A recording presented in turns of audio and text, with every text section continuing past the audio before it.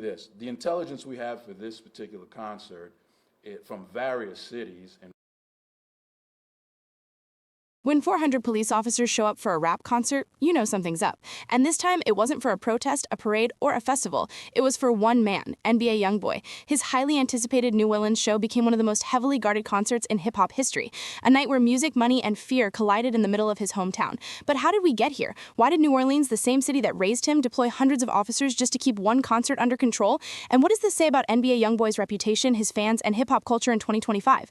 Let's break down the night the city of New Orleans went on lockdown for a rapper.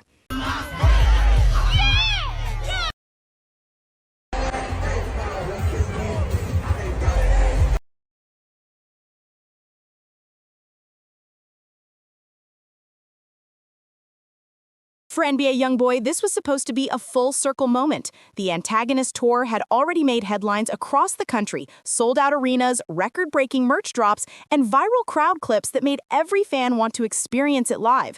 But when it was time to perform in New Orleans, his city, things felt different. It wasn't just another tour stop. This was personal. This was a return to where it all began. The streets that molded him, the same energy that fueled his lyrics, and the same chaos that once nearly ended his career before it even started. For weeks, fans lined up online waiting for pre-sale codes. Goddamn, not even close with family. Why the fuck would I want friends?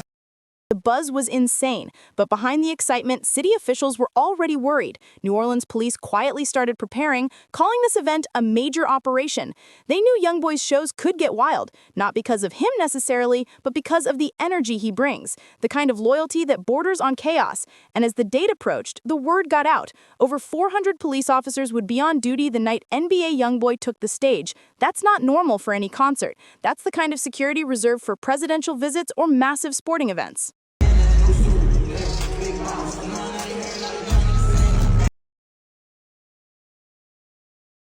Hold on, this a motherfucking Newport that I'm smoking on.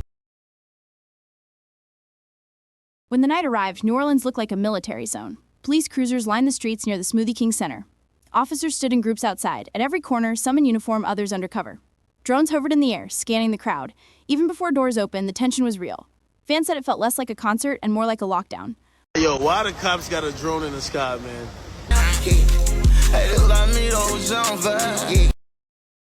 One attendee posted on X saying, "Never seen this many cops for a rapper. Feels like they think it's a war zone." City officials defended the decision, saying it was all about safety and preparation. They didn't want another tragedy like we've seen at other large shows across the country. Still, to many fans, it felt extreme, a city preparing for something that hadn't even happened. The irony? The concert went off with almost no incidents at all. But that didn't stop the headlines from exploding the next morning.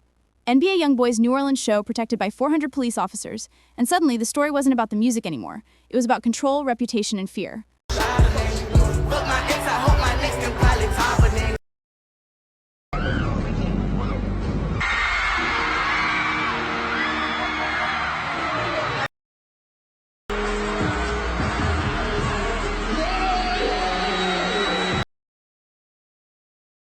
The reaction online was immediate and divided. Some fans joked about it, saying they had more police than fans in there.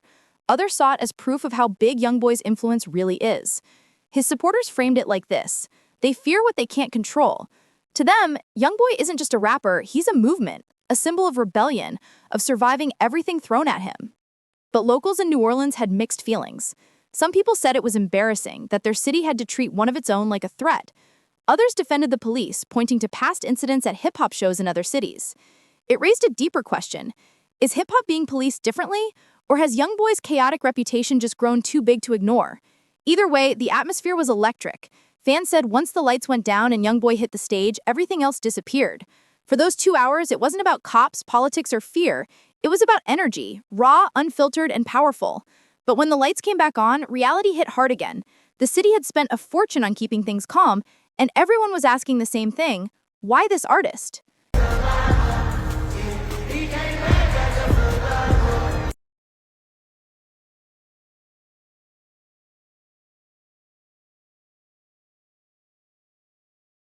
To understand the 400-officer decision, you have to look at YoungBoy's recent tour history. In the last year alone, several of his shows have been postponed, rescheduled, or canceled, not because of him directly, but due to safety concerns. Chicago, canceled. Atlanta, delayed indefinitely. Even smaller cities have reportedly backed out of hosting him last minute.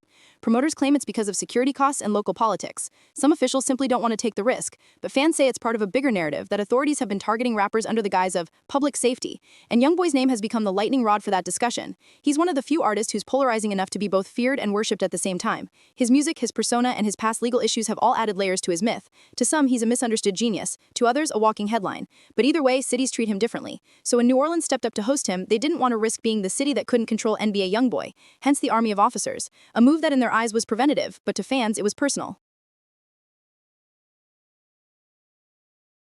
What happened in New Orleans wasn't just about one concert. It exposed a much bigger issue, the uneasy relationship between hip-hop, public safety, and image. The truth is, YoungBoy's reputation follows him everywhere. Every lyric, every arrest, every viral headline, they all blur together into one giant narrative of trouble. But here's what people miss. YoungBoy hasn't had a major public incident in a long time. He's been quieter, focused on his kids, his label, and his music. Yet his image still triggers fear in city officials.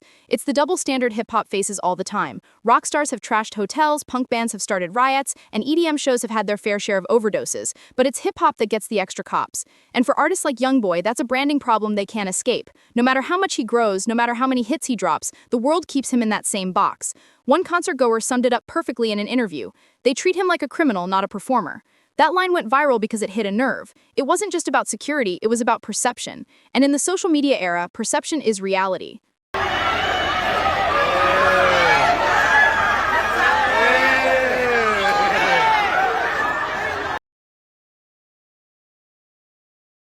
Now let's talk numbers, because this wasn't cheap.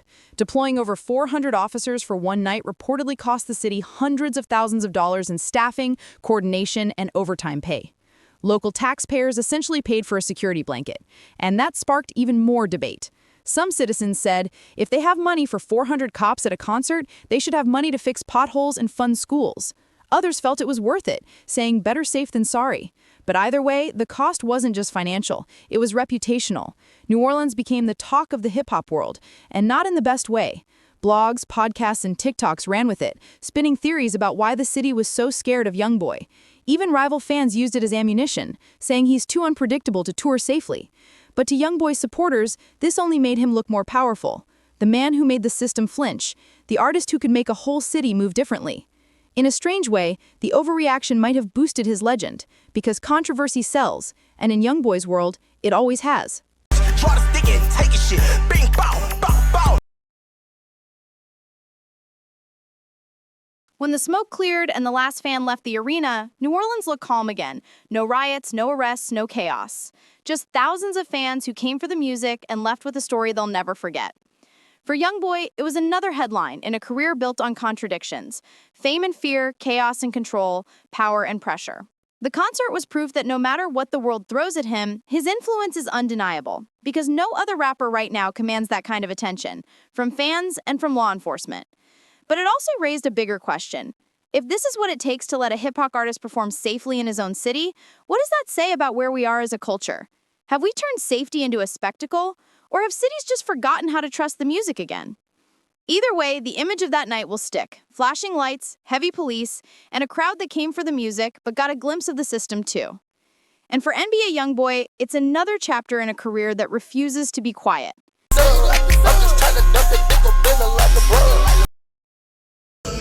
the richest from my curse. The New Orleans show wasn't a failure, it was a statement.